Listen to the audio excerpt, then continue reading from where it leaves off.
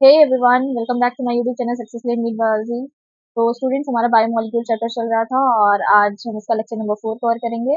Lecture number 3 तक हमने cover कर लिया था। उसमें हमने देखा था कार्बोहाइड्रेट्स के बारे में। ठीक है, अगर आपने वो मेरे वीडियो लेक्चर नहीं देखे हैं तो जाकर के आप उसे देख सकते हैं। मैं उसका लिंक आई बटन में दे दूंगी। तो स्टूडेंट्स, आज हम अपना लेक्चर स्टार्ट करेंगे। आज का हमारा टॉपिक रहने वाला है पॉलीसेक्राइड्स। ठीक है, आज हम पॉलीसेक्राइड्स कवर करेंगे।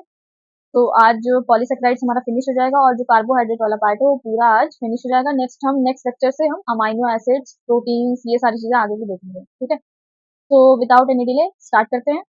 तो हमने अपने प्रीवियस लेक्चर्स में थोड़ा सा पॉलीसेक्राइड का बेसिक ओवरव्यू देखा था। देखा था कि पॉलीसेक्राइड्स किसे कहते हैं, क्या होते हैं पॉलीसेक्राइड्स। ठीक है, तो पॉलीसेक्राइड बेसिकली नाम से ही पता चल रहा है। पॉलीसेक्राइड, पॉली मीन्स होता है मैनी, मतलब बहुत सारे, और सेक्राइड्स मतलब होती है शुगर। ठीक है, जिसमें बहुत सारी शुगर्स प्रेजेंट होती हैं उसे हम पॉलीसेक्राइड्स बोलते हैं। ठीक है, इसमें मैंने आपको बताया था कि जिसमें 10 या 10 से ज्यादा, मतलब 10 और मोर मोनोसेक्राइड्स कंबाइन होती हैं, उसके जुड़ने से पॉलीसेक्राइड्स बनती हैं और वो एक दूसरे से ग्लाइकोसाइडिक बॉन्ड के थ्रू जुड़े होते हैं। ठीक है, तो इतनी चीजें क्लियर है। नेक्स्ट हम इसको डिवाइड कर सकते हैं पॉलीसेक्राइड्स को 2 ग्रुप्स में। पहला है, हमने डिवाइड किया था होमोपॉलीसेक्राइड्स में, और सेकंड हमने डिवाइड किया था हेट्रोपॉलीसेक्राइड्स में। सो वी कैन राइट, पहला हमने डिवाइड किया था होमोपॉलीसेक्राइड्स, होमोपॉलीसेक्राइड में। नेक्स्ट हमने डिवाइड किया था हेट्रोपॉलीसेक्राइड्स, हेट्रोपॉलीसेक्राइड। ठीक है, हेट्रोपॉलीसेक्राइड में तो होमोपॉलीसेक्राइड्स वो होते हैं जिसमें सेम टाइप की मोनोसेक्राइड्स, जो सेम टाइप की मोनोसेक्राइड्स के जोड़ने से बनते हैं उसे हम होमोपॉलीसेक्राइड बोल रहे हैं, और जो डिफरेंट टाइप के मोनोसेक्राइड्स से जोड़ने से बनते थे उसे हम हेट्रोपॉलीसेक्राइड बोल रहे हैं। ठीक है, होमोपॉलीसेक्राइड्स में लिख सकते हैं same type of monosaccharides present होंगे इसमें। Same type of monosaccharide present, मतलब प्लस एनटी का मतलब हो गया प्रेजेंट, मतलब ये होंगे। ठीक है, हेट्रोपॉलीसेक्राइड्स में लिख सकते हैं डिफरेंट, ऐसे शॉर्ट फॉर्म में डिफरेंट लिखते हैं, डिफरेंट टाइप ऑफ मोनोसेक्राइड्स इसमें प्रेजेंट होंगे, मोनोसेक्राइड्स प्रेजेंट होंगे। ठीक है, क्लियर। अब होमोपॉलीसेक्राइड्स को फर्दर हमने 2 ग्रुप्स में डिवाइड किया था। ठीक है, होमोपॉलीसेक्राइड्स को हम फर्दर 2 ग्रुप्स में डिवाइड कर सकते हैं। एक है आपका स्टोरेज पॉलीसेक्राइड और दूसरा है आपका स्ट्रक्चरल पॉलीसेक्राइड। ठीक है, तो first is storage polysaccharide, and second है स्ट्रक्चरल पॉलीसेक्राइड। ठीक है, तो देखते हैं स्टोरेज पॉलीसेक्राइड्स स्टूडेंट्स वो होते हैं जो कोई स्ट्रक्चरल बनाते हैं। ठीक है, और जो सॉरी, स्टोरेज वो पॉलीसेक्राइड वो होते हैं जो स्टोर होते हैं, जैसे लाइक प्लांट्स या एनिमल्स में जो स्टोर होते हैं वो स्टोरेज पॉलीसेक्राइड हो जाएंगे, और स्ट्रक्चरल पॉलीसेक्राइड वो हो जाएंगे जो प्लांट या एनिमल में कोई स्ट्रक्चर फॉर्म करते हैं। ठीक है, तो लिख सकते हैं स्टोरेज स्टोर्ड इन एनिमल या प्लांट में स्टोर होते हैं जो, और स्ट्रक्चर पॉलीसेक्राइड में लिख सकते हैं फॉर्म्स स्ट्रक्चर इन प्लांट या एनिमल। ठीक है, तो स्टोरेज पॉलीसेक्राइड्स के हमने एग्जाम्पल भी देखे थे। पहला एग्जाम्पल था इसका ग्लाइकोजन, सेकेंड एग्जाम्पल था इन्यूलिन, एंड जो थर्ड था वो था स्टार्च। ये सारे हैं स्टोरेज पॉलीसेक्राइड। ग्लाइकोजन जो होता है वो हमारी एनिमल बॉडी में स्टोर होता है, लीवर में, मसल्स में। ठीक है, इन्यूलिन जो होता है वो प्लांट में स्टोर होता है, और जो स्टार्च होता है वो भी प्लांट में स्टोर होता है। ठीक है, स्टार्च लाइक पोटैटो में स्टोर होता है, पोटैटो में होता है, व्हीट में होता है, राइस में होता है, ये सारी चीजें मतलब इसमें स्टार्च होती है, तो आप जानते हैं। ठीक है, स्ट्रक्चरल पॉलीसेक्राइड वो होगा जो स्ट्रक्चर को बना रहे हैं। तो इसका एग्जाम्पल हमने देखा था, पहला स्ट्रक्चरल पॉलीसेक्राइड का हमने एग्जांपल देखा था सेल्यूलोज, और दूसरा एग्जांपल था हमारा पास काइटिन। ठीक है, सेल्यूलोज जो प्लांट सेल वॉल में प्रेजेंट होता है, और जो काइटिन होता है वो फंजाई की सेल वॉल बनाता है और एक्सोस्केलेटन बनाता है आर्थ्रोपोड्स का। ये सारी चीजें हम डिटेल में देखेंगे, बात करेंगे एक एक करके। ठीक है, तो हम स्टार्ट करते हैं स्टोरेज पॉलीसेक्राइड्स में। फर्स्ट स्टार्च, पहला हम स्टार्च पढ़ेंगे। ठीक है, तो अपना पेन का कलर चेंज कर लेते हैं। ठीक है, तो पहला जो हम पढ़ेंगे वो पढ़ेंगे हम स्टार्च। ठीक है, स्टार्च क्या है स्टूडेंट्स? एक स्टोरेज पॉलीसेकेराइड है। स्टोरेज पॉलीसेकेराइड है। स्टोरेज पॉलीसेकेराइड है। ठीक है, और स्टोर होता है, स्टोर इन प्लांट्स। स्टोरेज होता है प्लांट्स में। ठीक है, लाइक पोटैटो, व्हीट, राइस, ये सारी चीजें। ठीक है, और ये पॉलीमर होता है, पॉलीमर ऑफ ग्लूकोज। ये ग्लूकोज का पॉलीमर है, मतलब ग्लूकोज एक मोनोसेकेराइड है। ठीक है, ग्लूकोज एक मोनोसेकेराइड है और ये इसका पॉलीमर होता है, मतलब कई सारी ग्लूकोज यूनिट्स मिलती हैं तो स्टार्च का फॉर्मेशन होता है। ठीक है, ग्लूकोज ये क्या है? मोनोसेकेराइड है। ठीक है, नेक्स्ट हम देखते हैं स्ट्रक्चर की बात करते हैं। तो जब हम एनालिसिस करते हैं स्टार्च का स्ट्रक्चर माइक्रोस्कोप में, तो हमें इसमें बेसिकली टू फॉर्म्स देखने को मिलती है। ठीक है, तो लिख सकते हैं ऑन एनालिसिस स्टार्च, एक मिनट सॉरी,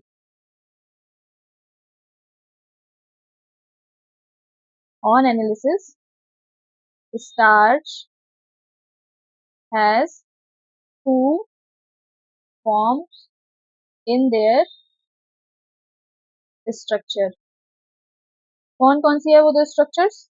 पहली और दूसरी दो स्ट्रक्चर देखने को मिलेंगे। पहली होगी हमारे पास अमाइलोज, अमाइलोज, और दूसरी हो जाती है अमाइलोपेक्टिन। ठीक है, ये दो स्ट्रक्चर्स हमें स्टार्च के, दो फॉर्म्स हमें स्टार्च के स्ट्रक्चर में देखने को मिलती है जब हम इसको एनालाइज करते हैं। तो अमाइलोज जो होता है वो, हेलिकल होता है। ठीक है, और जो अमाइलोपेक्टिन होता है वो स्टूडेंट्स ब्रांच्ड होता है। ठीक है, नहीं दिख रहा होगा, दिख रहा होगा। ठीक है, ठीक है, अमाइलोज होता है वो हेलिकल होता है, जो अमाइलोपेक्टिन होता है वो ब्रांच्ड होता है। तो इसकी स्ट्रक्चर बना करके हम देख लेते हैं। हाँ, सो स्टूडेंट्स हम इसका स्ट्रक्चर बना के देखते हैं स्टार्च का। ठीक है, ऐसे ये इस तरीके से पहले तो हमें स्ट्रेट चेन देखने को मिलती है ग्लूकोज की। ठीक है, स्ट्रेट चेन हमें देखने को मिलती है ग्लूकोज की, और ये एक दूसरे से ऐसे ग्लाइकोसाइडिक बॉन्ड के थ्रू जुड़े होते हैं, ऐसे जुड़े होंगे। ठीक है, और आगे आगे भी हमें ग्लूकोज की चेन ही देखने को मिलती है, बट वो ब्रांच्ड होती है। ठीक है, ऐसे बना लेते हैं।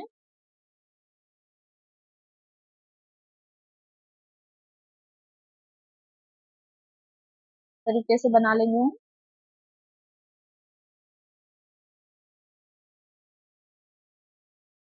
तरीके से बना लेंगे। हाँ, ये सारी भी ऐसे ग्लाइकोसाइडिक बॉन्ड के थ्रू जुड़ी हुई होंगी एक दूसरे से, तरीके से। तो सॉरी,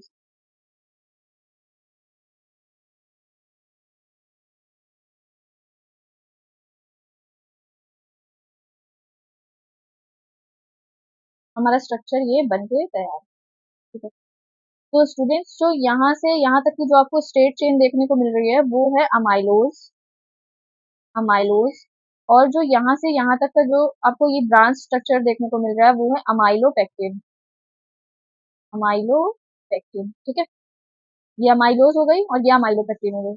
जब हम इसको और अच्छे से माइक्रोस्कोप में विजुअलाइज करते हैं तो हमें देखने को मिलता है कि ये जो अमाइलोज की स्ट्रेट चेन है ये हेलिकल फॉर्म में मतलब हेलिकल हमें दिखाई देती है, मतलब ठीक है, हेलिक्स की फॉर्म में प्रेजेंट होती है। तो बना लेते हैं, एक मिनट।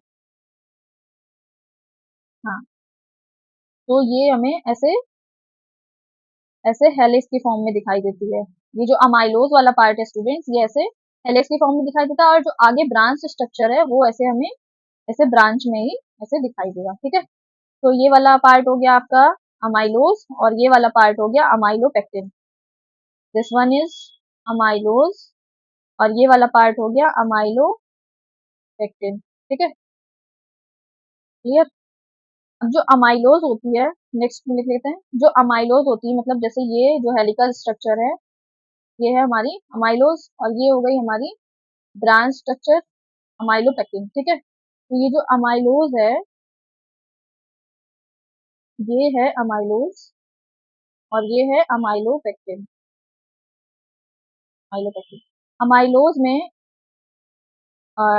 200 से लेकर के 1000 तक जो है ग्लूकोज प्रेजेंट हो सकते हैं, और अमाइलोपेक्टिन में 2000 से लेकर के 2 लाख तक ग्लूकोज प्रेजेंट हो सकते हैं। ठीक है स्टूडेंट्स, अमाइलोज में 200 से 1000 तक ग्लूकोज प्रेजेंट हो सकते हैं, और जो अमाइलोपेक्टिन फॉर्म है उसमें 2000 से लेकर के 2 लाख तक ग्लूकोज प्रेजेंट हो सकते हैं। और जो अमाइलोज होती है वो हमारी हेलिकल होती है स्ट्रक्चर, और जो ये अमाइलोपेक्टिन होता है वो ब्रांच्ड स्ट्रक्चर होता है। ठीक है, क्लियर हो गया आपका? तो नेक्स्ट हम देखते हैं इसका डिटेक्शन, कि स्टार्च को कैसे हम मतलब डिटेक्ट कर सकते हैं। इसके लिए हम एक टेस्ट करते हैं, आयोडीन टेस्ट। ठीक है, इसके लिए हम आयोडीन टेस्ट परफॉर्म करेंगे। तो लिख लेते हैं आयोडीन टेस्ट।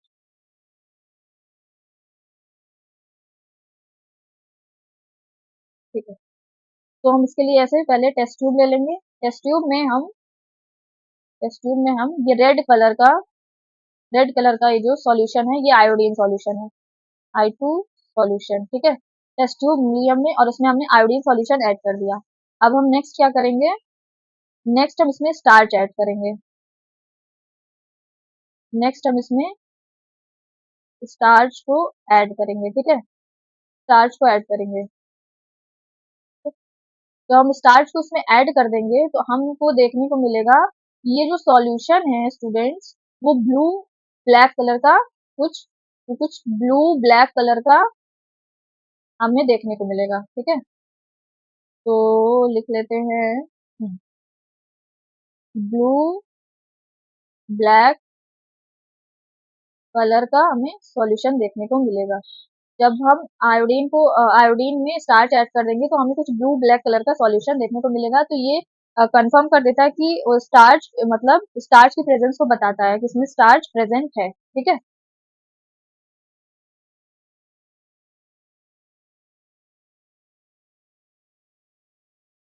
1 मिनट। तो हम लिख सकते हैं तो हम लिख सकते हैं ऑन एडिंग स्टार्च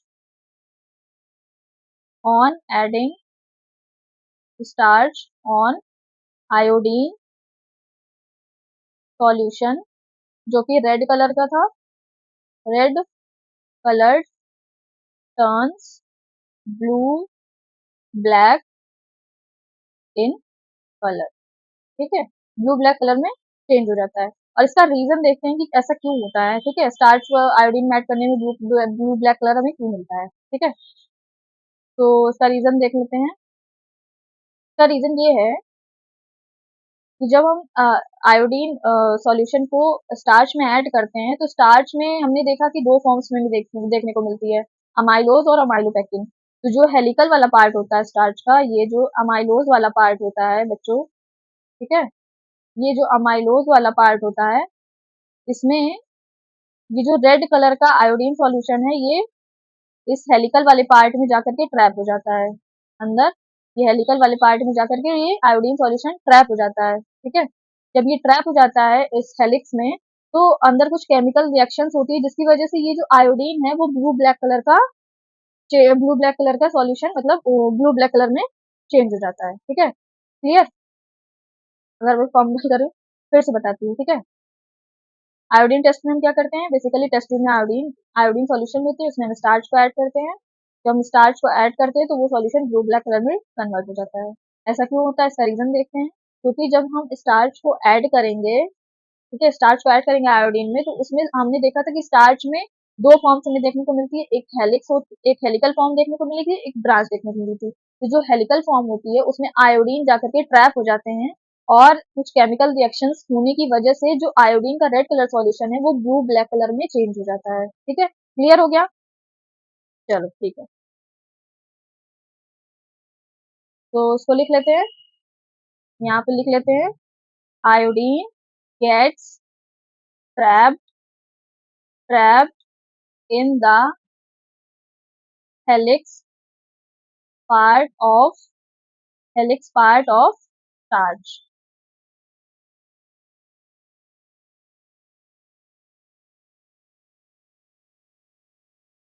तो स्टूडेंट्स नेक्स्ट हम देखते हैं, ये चीज समझ में आ गई। अब हम नेक्स्ट बात करते हैं कि स्टार्च का डाइजेशन कैसे होता है। ठीक है, स्टार्च कैसे अगर हम खाते हैं तो कैसे डाइजेस्ट होगा। ठीक है, तो देखते हैं।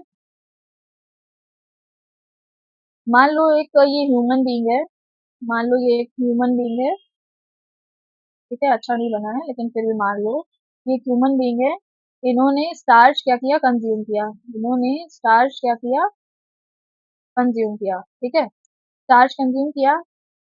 मान लीजिए हम ही हैं, मैंने ये स्टार्च खाया। स्टार्च जब हम खाएंगे तो कैसे हमारी बॉडी में वो डाइजेस्ट होगा, इसको देखते हैं। ठीक है, जब हम स्टार्च खाते हैं तो हमारी जो सलाइवा होती है और पैंक्रियाटिक जूस होता है उसमें अ, एक एंजाइम होता है अमाइलोज। ठीक है, वो स्टार्च को डाइजेस्ट करता है। तो स्टार्च को कौन डाइजेस्ट करता है, अमाइलोज डाइजेस्ट करेगा। अमाइलोज डाइजेस्ट करता है, इसमें प्रेजेंट होता है, सलाइवा में प्रेजेंट होता है हमारी, और पैनक्रियाटिक जूस में प्रेजेंट होता है, और पैनक्रियाटिक जूस में प्रेजेंट होता है। ठीक है, स्टार्च स्टार्च को अमाइलोज डाइजेस्ट करेगा और किसमें कन्वर्ट कर देगा, माल्टोज में। माल्टोज क्या है, माल्टोज एक डाइसेक्राइड है। ठीक है, माल्टोज एक डाइसेक्राइड है, डाइसेक्राइड है माल्टोज। और किसके मिलने से, कौन कौन से मोनोसेक्राइड के मिलने से बनता है, ग्लूकोज प्लस ग्लूकोज। ठीक है, ग्लूकोज और ग्लूकोज, दो ग्लूकोज इसमें प्रेजेंट होती है। ठीक है, अब नेक्स्ट माल्टोज को कौन डाइजेस्ट करेगा, माल्टेज एंजाइम डाइजेस्ट करेगा। माल्टेज एंजाइम हम होता है हमारी स्मॉल इंटेस्टाइनल जूस में। ठीक है, माल्टोज को माल्टेज डाइजेस्ट करेगा, माल्टेज डाइजेस्ट करेगा और होता है हमारी स्मॉल इंटेस्टाइनल जूस में। ठीक है, तो माल्टोज को माल्टेज डाइजेस्ट कर देगा और कन्वर्ट कर देगा ग्लूकोज में। ठीक है, ग्लूकोज क्या है, एक मोनोसेकेराइड है और फर्दर इसे हाइड्रोलिसिस तो हो नहीं सकता इसका। अब ग्लूकोज क्या होगा, हमारी बॉडी सेल्स में जाएगा, बॉडी सेल्स में जाएगा। एक मिनट अच्छे से लिख लेते हैं।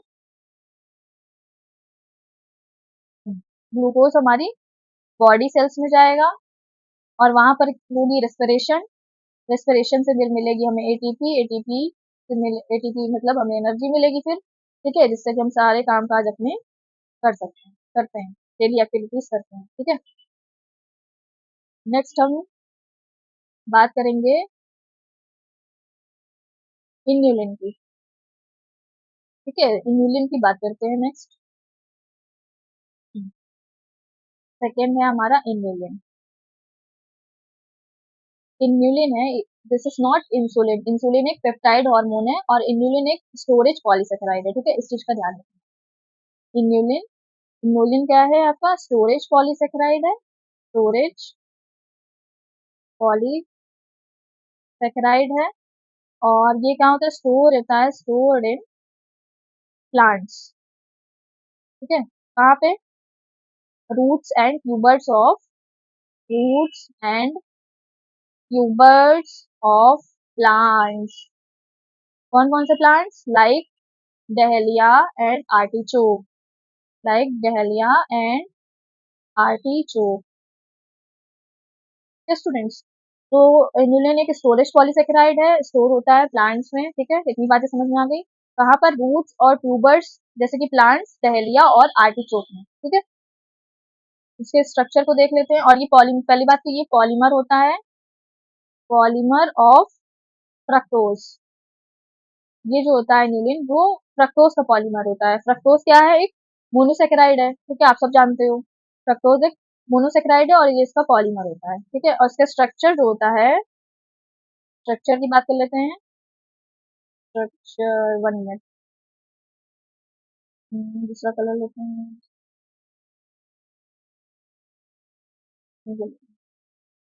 हाँ, तो मान लो ये है ऐसे स्ट्रेट चेन में, ऐसे फ्रक्टोज इसमें एक दूसरे से ग्लाइकोसाइडिक बॉन्ड के थ्रू जुड़ी हुई होती हैं। 1 2 3 4 5 6 7 8 9 10। ठीक है, 10 से ज्यादा है ना। ये ऐसे एक दूसरे से ग्लाइकोसाइडिक बॉन्ड के थ्रू जुड़ी हुई होंगी। ठीक है, तो ये है फ्रक्टोज, फ्रक्टोज मोनोसेक्राइड। और ये जो लिंकेज है वो ग्लाइकोसाइडिक लिंकेज है, ग्लाइकोसाइडिक बॉन्ड। ठीक है, इन्यूलिन आपको मतलब क्लियर हो गया होगा। अब नेक्स्ट हम बात करते हैं ग्लाइकोजन की। नेक्स्ट हम बात करेंगे ग्लाइकोजन की। ग्लाइकोजन, ठीक है, ग्लाइकोजन ये भी स्टूडेंट्स क्या है, स्टोरेज पॉलीसेकेराइड है, स्टोरेज पॉलीसेकेराइड है। और कहाँ प्रेजेंट होता है, हमारे मतलब हम लोग में एनिमल्स में ये स्टोर होता है, ठीक है, stored in animals, stored in animals, ठीक है, एनिमल्स की बॉडी में स्टोर होता है। कहाँ स्टोर होता है, stored in, stored in muscles and, एक minute, 1 minute, stored in muscles, stored in muscles and liver, ठीक है, लीवर में और मसल्स में ये स्टोर होता है। और ग्लाइकोजन जो है वो पॉलीमर होता है स्टूडेंट्स, ये भी पॉलीमर होता है ग्लूकोज का। ग्लूकोज पता है मोनोसेकेराइड है, ठीक है, पॉलीमर होता है ये ग्लूकोज का।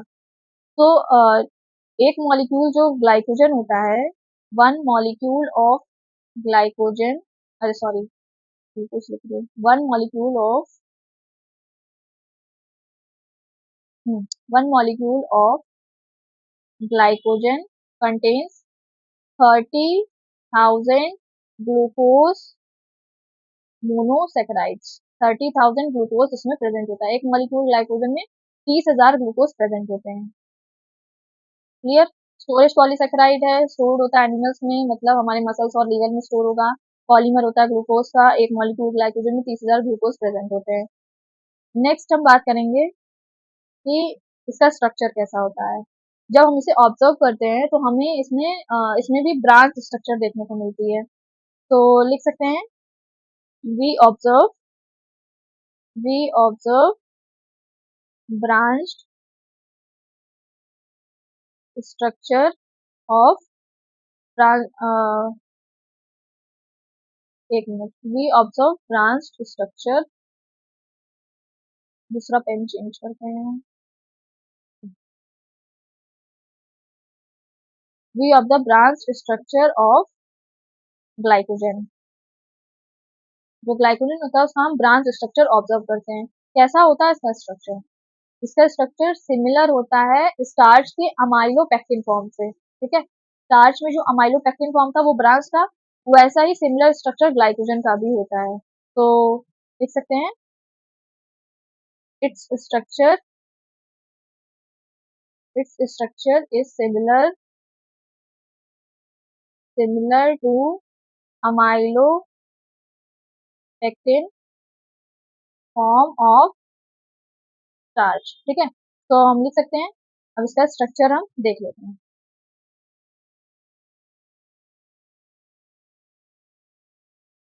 यस, हाँ, तो ये है, ये सारी ग्लूकोज है, ये सारी ग्लूकोज मोनोसेकेराइड्स है, ऐसे ऐसे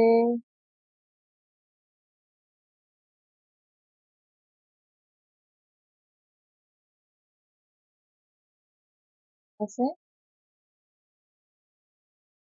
ठीक है, और ये सब एक दूसरे से ग्लाइकोसाइडिक बॉन्ड के थ्रू जुड़ी हुई होंगी, तो लिख सकते हैं, ठीक है, ये सारी ग्लूकोज हैं जो ब्लू कलर से बनी हुई है, और ये सारी ग्लाइकोसाइडिक बॉन्ड के थ्रू एक दूसरे से लिंक है, जुड़ी हुई है, ठीक है। तो ये कैसा स्ट्रक्चर दिख रहा है आपको, सेम टू सेम ऐसा लग रहा है जो अमाइलोपेक्टिन फॉर्म है स्टार्च की, वैसा ही देखने में लग रहा है, ठीक है।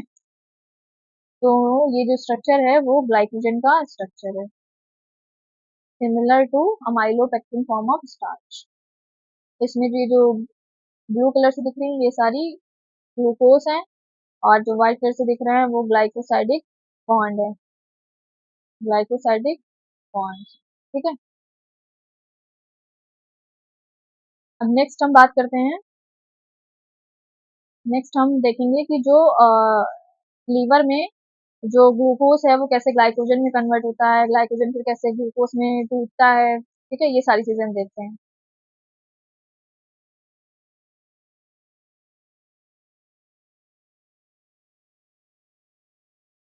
मान लो स्टूडेंट्स ये हमारा जैसे लीवर है, मान लो ये लीवर है, ठीक है, ये लीवर है हमारा।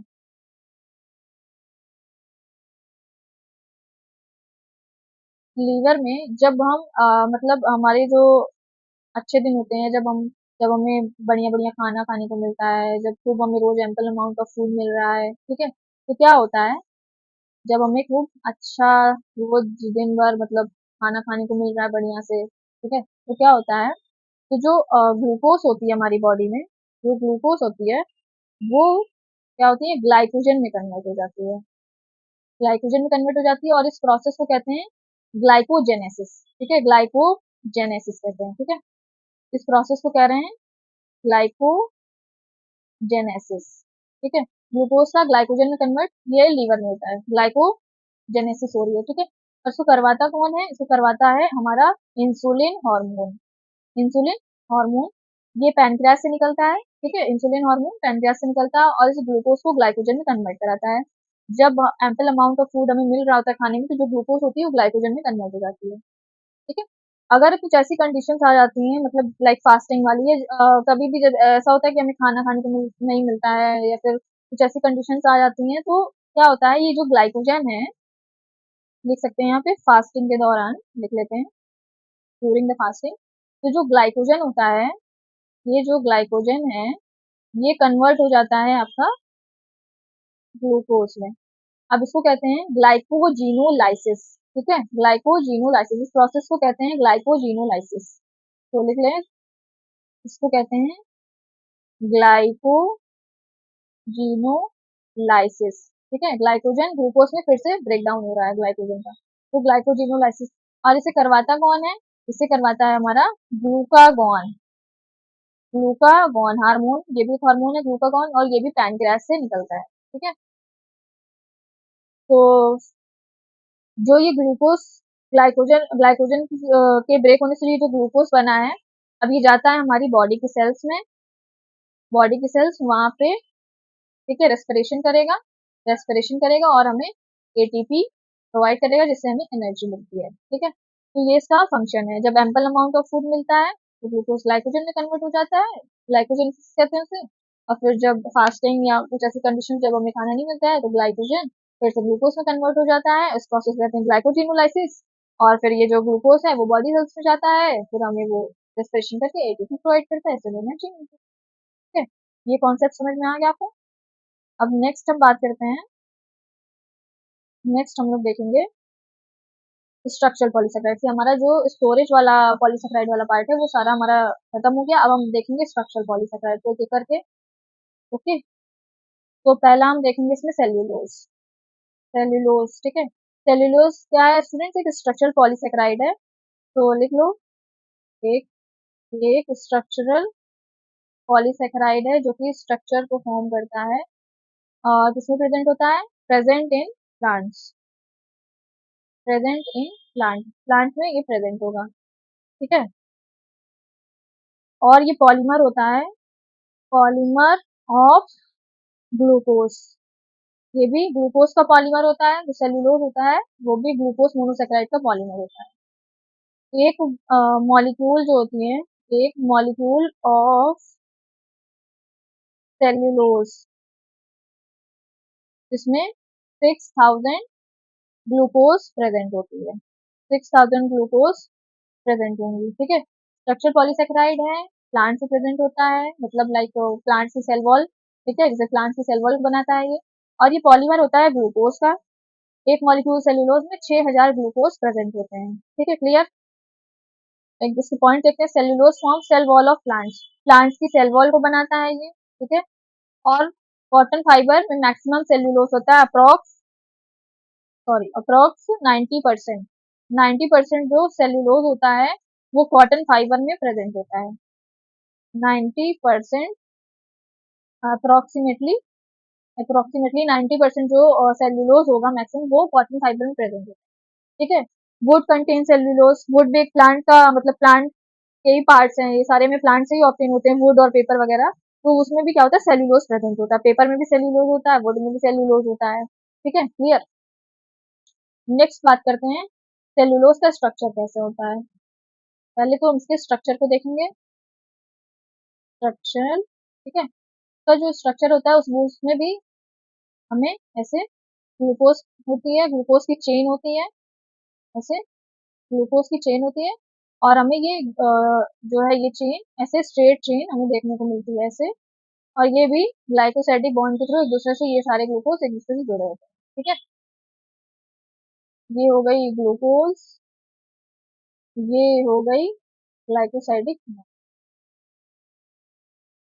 ग्लाइकोसाइडिक बॉन्ड हो गई, ठीक है, और ये हो गई chain chain of glucose. Glucose की चेन हमें देखने को मिल रही, मतलब ये स्ट्रेट चेन में देखने को मिलते हैं, ठीक है, इसका स्ट्रक्चर स्ट्रेट होता है ऐसे चेन की तरह। और नेक्स्ट देखते हैं, cellulose is the most abundant organic compound in biosphere. Biosphere में सबसे ज्यादा पाया जाने वाला जो ऑर्गेनिक कंपाउंड है वो सेल्यूलोज होता है। इस पॉइंट को आपको याद रखना है, ये एनसीईआरटी की डायरेक्ट लाइन है, ठीक है। Cellulose is the most abundant organic compound in biosphere, ठीक है। तो सेल्यूलोज भी हमारा कंप्लीट हो गया। अब नेक्स्ट बात करते हैं काइटिन की। तो यहाँ ये एन है, ये एन है, ठीक है। बात करते हैं काइटिन की। काइटिन क्या है? ये भी एक स्ट्रक्चरल पॉलीसेकेराइड है, और ये पॉलीमर होता है, polymer of N acetyl glucosamine. N acetyl glucosamine जो कि एक मोनोसेकेराइड है, उसका पॉलीमर होता है ये।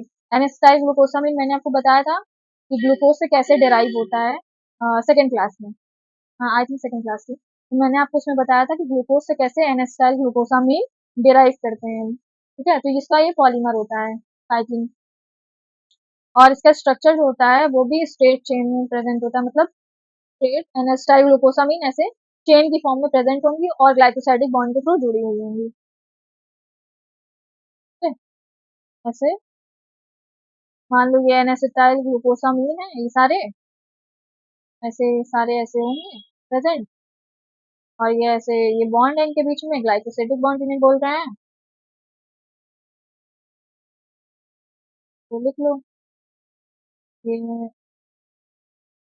एन एसिटाइल ग्लूकोसामीन, और ये भी एन एसिटाइल ग्लूकोसामीन है, और ये हमारा ग्लाइकोसाइडिक बॉन्ड है, ग्लाइकोसाइडिक बॉन्ड है। और काइटिन जो होता है वो फंजाई की सेल वॉल बनाता है, और जो काइटिन है वो एक्सोस्केलेटन बनाता है आर्थ्रोपोड्स का। आर्थ्रोपोड जैसे कि कॉकरोच वगैरह जो होते हैं उनका जो एक्सोस्केलेटन होता है वो काइटिन का बना होता है, ठीक है। काइटिन यहाँ पे हमारा खत्म होता है, इस पॉइंट को आपको याद रखना है। नेक्स्ट हम बात करते हैं, 1 मिनट, नेक्स्ट हम बात करते हैं कि एनसीईआरटी में ये एक इम्पॉर्टेंट क्या बोलते हैं लाइन दे रखी हुई है, इसको हम समझते हैं।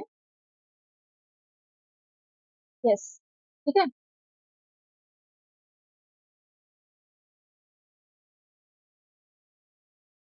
1 मिनट स्टूडेंट्स, हम सही कर लेते हैं पहले, ताकि आपको क्लियरली विजिबल हो।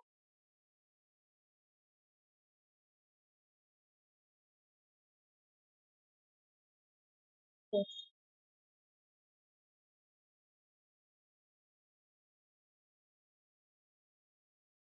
यस, ठीक है। तो एनसीईआरटी की लाइन है कि इन एनी पॉलीसेकेराइड, जैसे कि एनसीईआरटी एग्जांपल लेती है ग्लाइकोजन का, कोई भी पॉलीसेकेराइड एनसीईआरटी यहाँ एग्जांपल ले रही है ग्लाइकोजन का, ठीक है।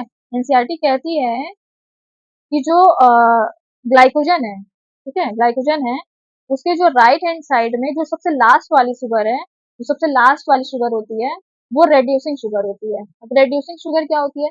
रेड्यूसिंग शुगर मैंने आपको बताया था कि वो होती है जिसमें फ्री एल्डिहाइड या कीटोन ग्रुप प्रेजेंट होता है, ठीक है। तो ग्लाइकोजन हमारी किसका पॉलीमर है? ग्लूकोज का। तो ग्लूकोज में हमारी कौन सी फंक्शनल ग्रुप प्रेजेंट होता है? अल्डिहाइड ग्रुप होता है, ठीक है। तो इसमें अल्डिहाइड ग्रुप होगा, क्लियर। तो जो ग्लाइकोजन है उसका स्ट्रक्चर कैसा होता है स्टूडेंट्स? ब्रांच होता है। हमने अभी अभी देखा कि इसका जो स्ट्रक्चर होता है वो अमाइलोपेक्टिन जो स्टार्च में फॉर्म होती है उसके उससे मतलब सिमिलर होता है, सिमिलर टू होता है, ठीक है।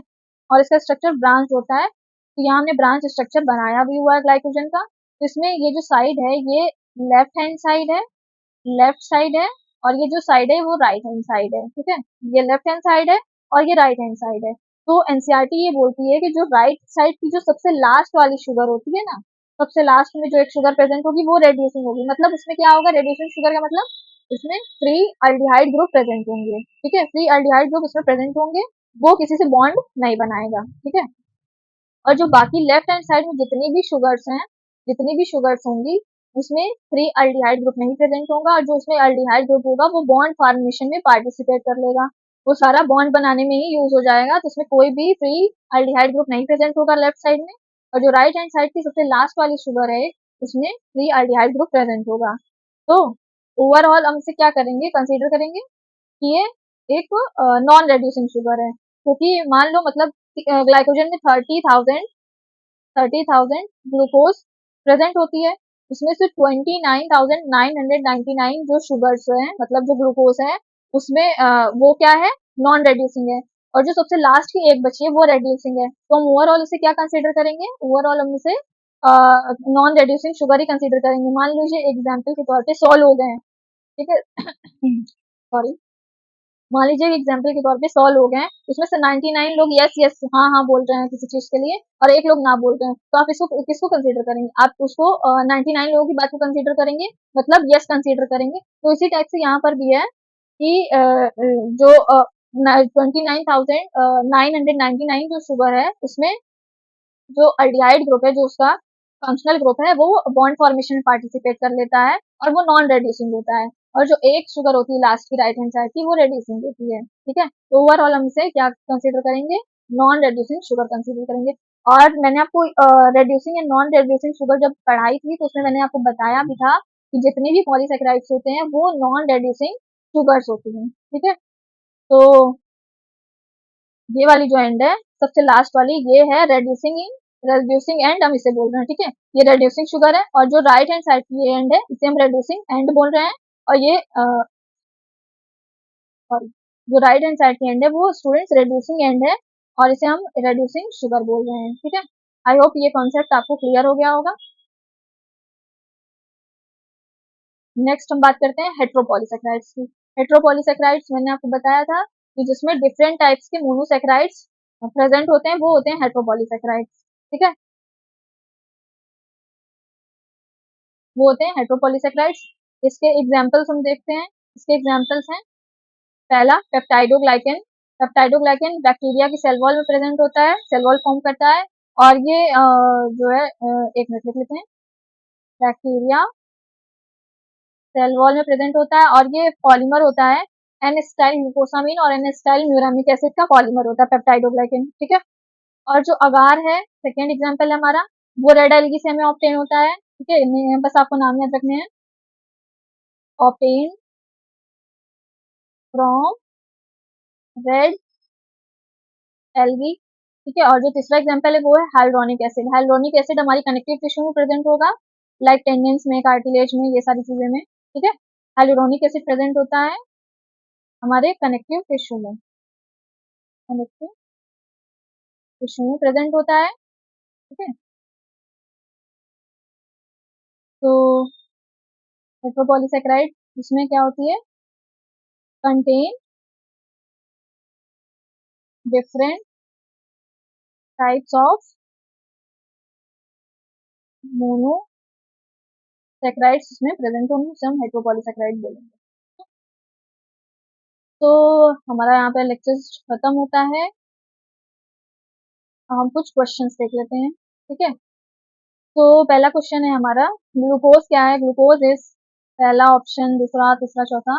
आप कमेंट में मतलब वीडियो को पॉज करके पहले कमेंट में कोई आंसर करना, फिर इसका जो है एक्सप्लेनेशन लिखना। ठीक है, ग्लूकोज क्या है, ग्लूकोज को मैंने बताया था कि हम डेक्सट्रोज भी कहते हैं, ब्लड शुगर भी कहते हैं, और ग्रेप शुगर भी कहते हैं। ठीक है, तो यहाँ पे हमारा करेक्ट आंसर आ जाएगा ग्रेप शुगर। ग्लूकोज हमारी ग्रेप शुगर भी होती है। ठीक है, और केन शुगर तो हम सुक्रोज को कहते हैं, और जो माल्ट शुगर है वो माल्टोज को कहते हैं, और ट्रायोज शुगर तो ये है नहीं क्योंकि ग्लूकोज एक हेक्सोज शुगर है। ठीक है, तो ये सारे ऑप्शन हमारे रॉन्ग हो जाएंगे, और जो सेकंड ऑप्शन है वो हमारा करेक्ट हो जाएगा, ग्लूकोज क्या है? ग्रेप शुगर है। पेंटोज और हेक्सोज क्या होते हैं? Are common. इसका आंसर आपको करना है।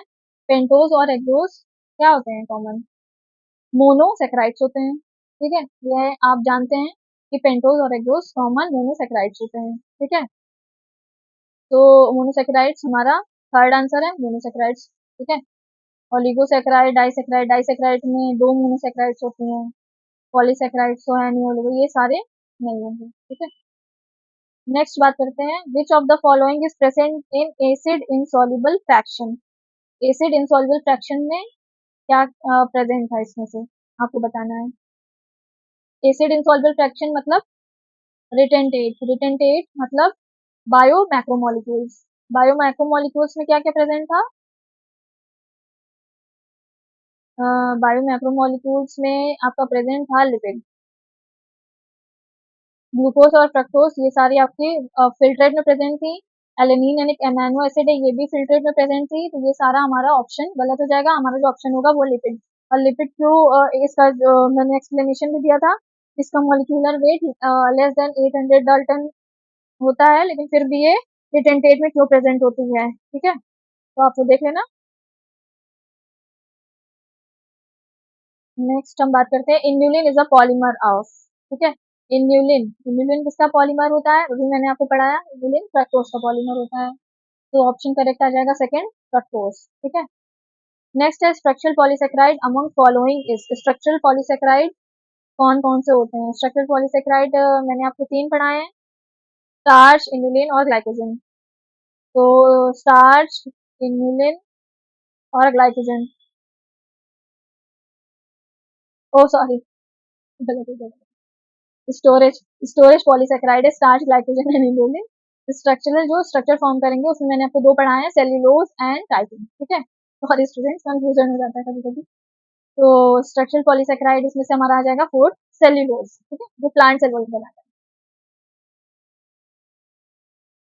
ठीक है, select the mismatch, mismatch select करना है। जो काइटिन होता है वो पॉलीमर होता है, वो ग्लूकोसामीन का पॉलीमर होता है। ठीक है, ये करेक्ट है। ग्लाइकोजन क्या होता है? पॉलीमर होता है ग्लूकोज का, ये भी करेक्ट है। और सेल्यूलोज क्या है? एक हेट्रोपॉलीसेकेराइड है। नो, सेल्यूलोज एक होमोपॉलीसेकेराइड है। ठीक है, सेल्यूलोज एक होमोपॉलीसेकेराइड है, और हमने देखा है अभी कि ये प्लांट सेल वॉल को बनाता है। और इम्यूलिन क्या है? एक होमोपॉलीसेकेराइड है। तो हमारा ये जो थर्ड ऑप्शन है सेल्यूलोज हेट्रोपॉलीसेकेराइड है, वो क्या हो जाएगा? करेक्ट ऑप्शन हो जाएगा। नेक्स्ट देखते हैं, unbranched polymer of glucose is. Unbranched polymer of glucose कौन कौन से हैं? जो स्टार्च है उसमें तो ब्रांच होती है, उसमें तो ब्रांच प्रेजेंट होती है, अमाइलोपेक्टिन। ठीक है, और जो ग्लाइकोजन होता है उसमें वो भी ब्रांच स्ट्रक्चर होता है। ठीक है, और जो सेल्यूलोज होता है वो भी पॉलीमर होता है ग्लूकोज का, लेकिन वो अनब्रांच्ड होता है। ठीक है, उसमें ब्रांचेस नहीं प्रेजेंट होती हैं। तो ऑप्शन हमारा करेक्ट आ जाएगा सेल्यूलोज। और काइटिन जो होगा वो ग्लूकोसामीन का पॉलीमर होता है। ठीक है, तो ये भी नहीं होगा, ये भी नहीं होगा, ये भी नहीं होगा, तो हमारा ऑप्शन आ जाएगा सेल्यूलोज करेक्ट। नेक्स्ट आ जाएगा, the most abundant carbohydrate in biosphere is. Most abundant कौन सा कार्बोहाइड्रेट है बायोस्फीयर में हमारे? सेल्यूलोज में। अभी आपको ये पॉइंट मैंने आपको बताया कि सेल्यूलोज जो होता है मोस्ट अबंडेंट कार्बोहाइड्रेट है बायोस्फीयर में। ये एनसीईआरटी की डायरेक्ट लाइन है, इसे जरूर से याद रखना, इस पे क्वेश्चन आता है। ठीक है, तो सेल्यूलोज हो जाएगा। स्टूडेंट्स, नेक्स्ट हमारा लेक्चर नहीं खत्म होता है, so thank you, all the best. मिलते हैं नेक्स्ट वीडियो लेक्चर में, तब तक के लिए पढ़ाई करते रहें। Okay, bye bye.